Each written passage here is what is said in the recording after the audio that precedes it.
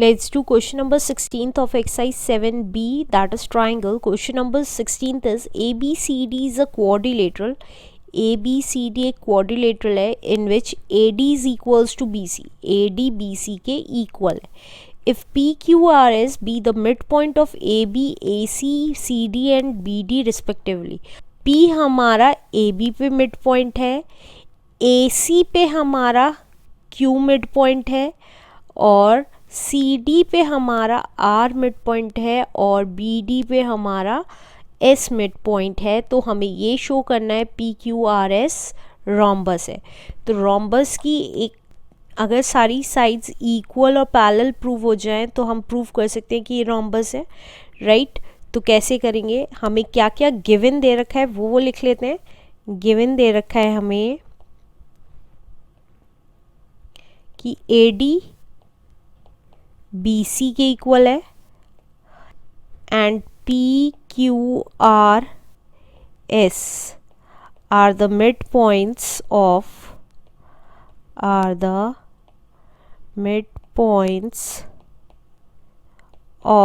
किस किस के मिड पॉइंट्स है. AB का है P पॉइंट, Q है AC का, R है CD का और S है हमारा BD का रिस्पेक्टिवली. और हमें क्या प्रूव करना है, to prove that PQRS is a rhombus. RS is a rhombus. अब क्योंकि मिड पॉइंट कह रहा है तो हमें मिड पॉइंट थ्योरम के अकॉर्डिंग सॉल्व करना होगा. तो प्रूफ देखिए, अगर देखें तो as P is a mid point of AB, mid point of AB and Q is a mid point of AC, is a mid point है AC का, ऑफ AC. तो हम कह सकते हैं AP इक्वल्स टू PB है. इसी तरीके से AQ इक्वल्स टू QC है. QC क्यों है, क्योंकि ये देखिए ये Q पॉइंट AC पे लाई कर रहा है तो AQ इक्वल्स टू QC हो गया, राइट. अब जब ये हो गया है तो अगर हम ट्राइंगल की बात करें, इन ट्राइंगल ABC ट्राइंगल की बात करें तो हम बाय मिड पॉइंट थ्योरम ये कह सकते हैं, बाय मिड पॉइंट थ्योरम, अगर वो मिड पॉइंट है AB और AC का तो हम कह सकते हैं कि PQ क्या है, पैरेलल है किसके, BC के पैरेलल है. और जब PQ BC के पैरेलल है तो बाय थेल्स थ्योरम हम कह सकते हैं PQ पैरेलल है BC के, तो हम कह सकते हैं बाय थेल्स थ्योरम कहें या BPT थ्योरम कहें, बात एक ही है. बाय BPT हम कह सकते हैं AP upon AB is equals to AQ upon AC और is equals to PQ upon BC, ये कह सकते हैं, राइट.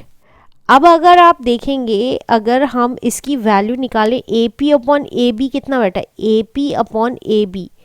तो अगर आप देखें AP अपॉन AB आया हमारा AP एज इट इज़, और AB को क्या लिख सकते हैं हम, AB को लिख सकते हैं AP प्लस PB.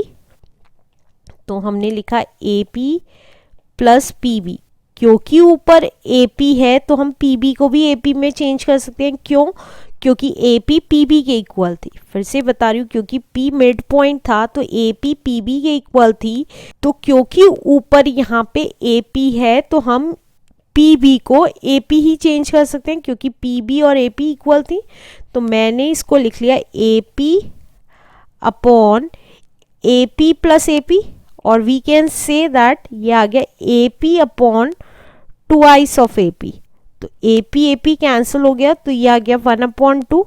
तो दैट मीन्स सारी साइड्स जो आई हैं ये A P upon A B कहें या A Q upon A C कहें या P Q upon B C कहें, ये सब किसके इक्वल आई हैं? 1/2।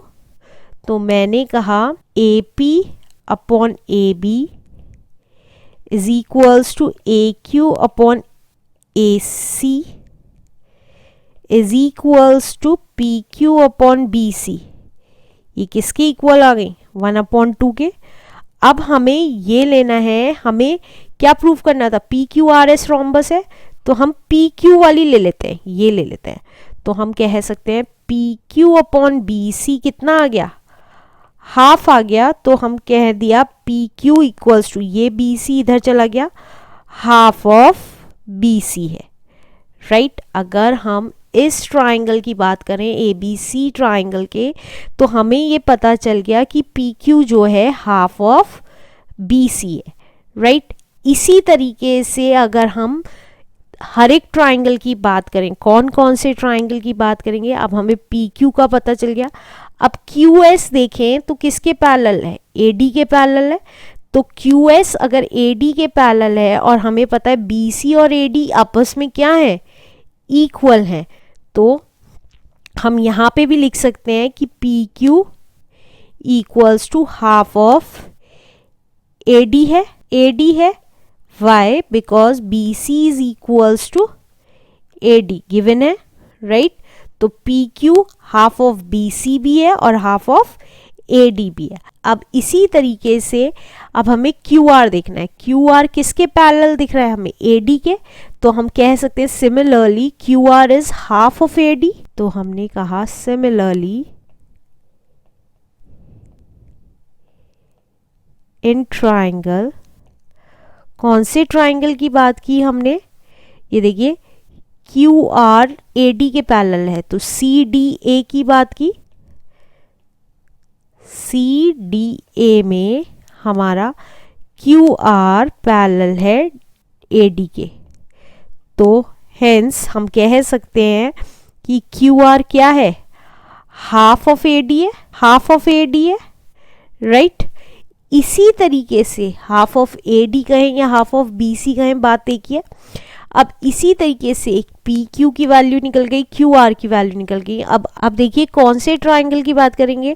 अब हमारी पी क्यू पैरेलल हो गई बी सी के, क्यू आर पैरेलल हो गई डी ए के। अब हमने आर एस देखी, आर एस किसके पैरेलल है? बी सी के।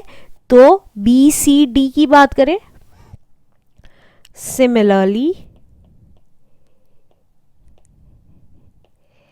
इन ट्राइंगल बी सी डी हमारी क्या है? एस आर पैरेलल है किसके?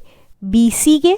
तो हम कह सकते हैं कि जो हमारी एस आर है वो हाफ ऑफ बी सी है। अब यहाँ पे हमने ए डी ले लिया बी सी की जगह, क्योंकि बी सी ए डी के इक्वल था, ये भी ए डी में आ गया, तो इसको भी हम ए डी में चेंज कर लेते हैं।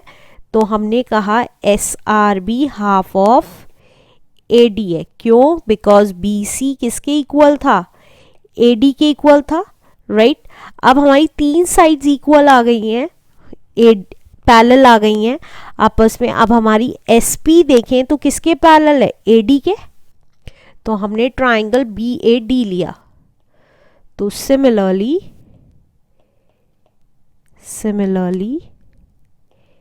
इन triangle B A D S P जो है वो पैरेलल है किसके?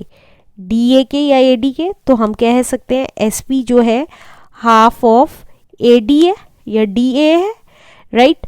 अब हमारी ये सारी इक्वेशंस आ गई, कौन कौन सी? ये फर्स्ट इक्वेशन आ गई, ये मान लीजिए सेकेंड इक्वेशन आ गई, ये थर्ड इक्वेशन आ गई और ये फोर्थ इक्वेशन आ गई। तो सारी इक्वेशंस एक साथ लिख ली। From equation first, second, third and fourth हमें पता चल गया। देखिए यहाँ पे हमने प्रूफ किया था कि पी क्यू पैरेलल है बी सी के, राइट। अब पी क्यू पैरेलल है बी सी के और बी सी पैरेलल है एस आर के। तो हम कह सकते हैं देखिए पी क्यू पैरेलल है बी सी के और बी सी पैरेलल है एस आर के, तो that means P Q parallel हो गई एस आर के, राइट। इसी तरीके से अगर आप देखें, ये आ गया हमारा from first and third, from equation first and third. अब इसी तरीके से देखें सेकेंड और फोर्थ को, क्यू आर पैरेलल है ए डी के और एस पी भी पैरेलल है ए डी के, तो हमने कहा क्यू आर पैरेलल है ए डी के और एस पी भी पैरेलल है, तो हम कह सकते हैं क्यू आर किसके पैरेलल है, एस पी के। ये आ गया from equation second and fourth. अब हमें पता चल गई ऑपोजिट साइड्स पैरेलल है, राइट। और अगर आप देखेंगे पी क्यू किसके इक्वल आ गई, जब ऑपोजिट साइड्स पैरेलल हैं तो हमारी ऑपोजिट साइड्स भी क्या आ गई हैं, इक्वल आ गई हैं। अब आप सारी इक्वेशंस देखेंगे सब हाफ ऑफ ए डी के इक्वल आ रही हैं। देखिए P Q is equal to half of A D, अगर आप देखें Q R is equals to half of A D, तो एस आर भी हाफ ऑफ ए डी के इक्वल है और एस पी भी। तो जब सारी हाफ ऑफ ए डी के इक्वल हैं तो हम कह सकते हैं from equation first to second and third and fourth that P Q is equals to Q R is equals to R S equals to S P. और हमें rhombus prove करने के लिए यही बताना है कि ऑपोजिट साइड्स क्या है, आपस में पैरेलल है और सारी साइड्स इक्वल हैं, तो हम ये प्रूव कर सकते हैं। देखिए ये हमने प्रूव कर दी, ऑपोजिट साइड पैरेलल हैं और सारी साइड्स इक्वल हैं, क्योंकि सारी sides half of A D के इक्वल आ रही थी। तो hence P Q R S is a rhombus. Answer.